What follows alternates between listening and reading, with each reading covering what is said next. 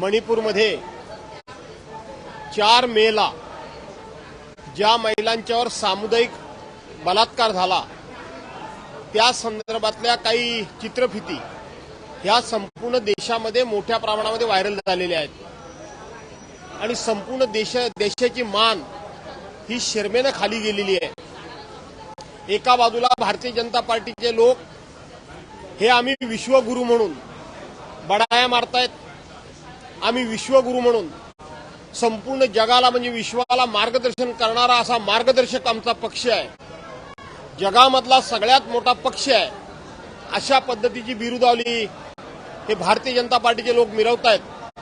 आणि दुसऱ्या बाजूला याच देशामध्ये महिलांची किती विटंबना होतीये, केवळ विटंबना नाही तर काल आपण बघितलं असेल त्यात महिलांना नग्न अवस्थेमध्ये आणि त्याचबरोबर नग्न अवस्थेमध्ये असल्यानंतर सुद्धा त्या महिलांच्या गुप्त अंगाच्या अंगामध्ये कशा पद्धतीने खुलेआमपणे भर रस्त्यावर या मणिपूरमध्ये वागलं जात होतं, अतिशय वाईट कृत्य केलं जात होतं।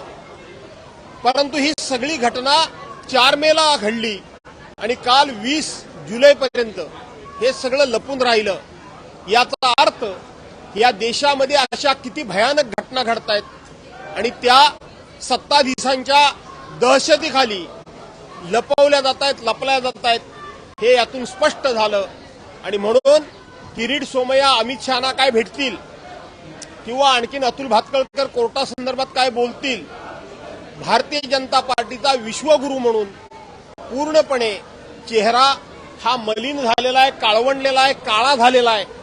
परंतु हे आमच्या देशाचे राज्यकर्ते आहेत म्हणून आज आम्हाला या विश्वगुरूंचा उल्लेख करताना सुद्धा आम्हाला शरम वाटते आणि हे निषेधार्ह आहे, म्हणून मी या सगळ्या घटनांचा निषेध करतो।